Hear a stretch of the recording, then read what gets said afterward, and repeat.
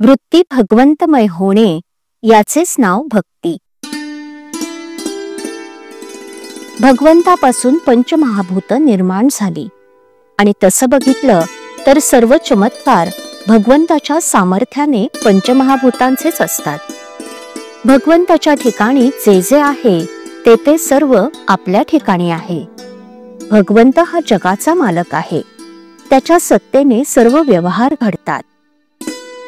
आपण जीव त्याचा अंश आहोत, म्हणून आपलं कर्तव्य करावं आणि फळ भगवंताच्या इच्छेवर सोपवावं.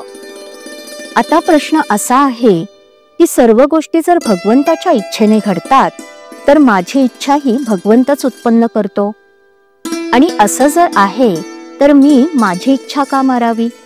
अगदी बरोबर. रात्री अंधार पडतो त्याला कारण कोण? त्याला कारण सूर्य. कारण सूर्य मावळला की अंधार पडतो. याचा अर्थ असा की ज्याप्रमाणे प्रकाशाचे कारण सूर्य आहे त्याचप्रमाणे अंधाराचे कारण पण सूर्यच आहे. फरक इतकाच की प्रकाशाचे कारण तो असणेपणाने आहे आणि अंधाराचे कारण तो नसणेपणाने आहे. हे जसं खरं तसं माझ्या इच्छेचं कारण सुद्धा भगवंतच आहे, पण तो नसणेपणाने आहे इतकंच. सारांश, भगवंताचा विसर पडला की माझी इच्छा जन्म पावते. म्हणून ज्याला भगवंत हवा असेल त्याने त्याचं स्मरण करावं आणि आपली इच्छा त्याला अर्पण करावी. आपली देहबुद्धी नष्ट झाली की भगवंत ओळखता येतो. ज्याप्रमाणे इमारतीचा नकाशा कागदावर असतो त्याचप्रमाणे सगुण मूर्ती हेच आपलं परब्रह्म. एकदा नकाशा पक्का झाल्यावर मग इमारत बांधणं जड जात नाही. सगुण मूर्तीचं ध्यान करावं. ब्रह्म निराकार आहे, त्याला आकारात आणणं ही चूक आहे असं कोणी कोणी म्हणतात. पण मी स्वतः जिथपर्यंत आकारात आहे तोपर्यंत सगुण मूर्तीचं पूजन आवश्यकच आहे. मी रामाचा आहे म्हणणं म्हणजे मी ब्रह्म आहे असं म्हणणं होय. तदाकार वृत्ती होणं याचं नाव अनुसंधान, आणि अनुसंधानाने वृत्ती भगवंतमय होणं याचं नाव भक्ती.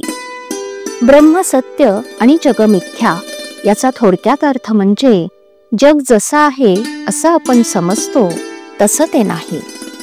अंतर्बाह्य परमात्मा दिसू लागणं हेच भक्तीचं लक्षण आहे. याकरिता आपल्या कृतीकडे भगवंत पाहतो ही जाणीव नेहमी कायम ठेवावी. भगवंतापासून मी दूर आहे ही भावनाच मनात आणू नये. भगवंताच्या प्राप्तीकरता देहाचा सांभाळ करावा.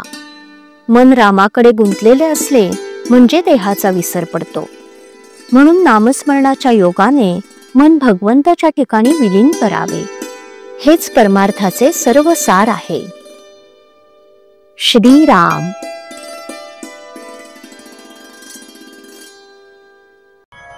श्रीराम जय राम जय जय राम. श्रीराम जय राम जय जय राम.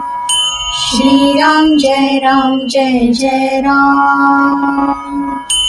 श्रीराम जय राम जय जय राम. श्रीराम जय राम जय जय राम. श्रीराम जय राम जय जय राम. श्रीराम जय राम जय जय राम.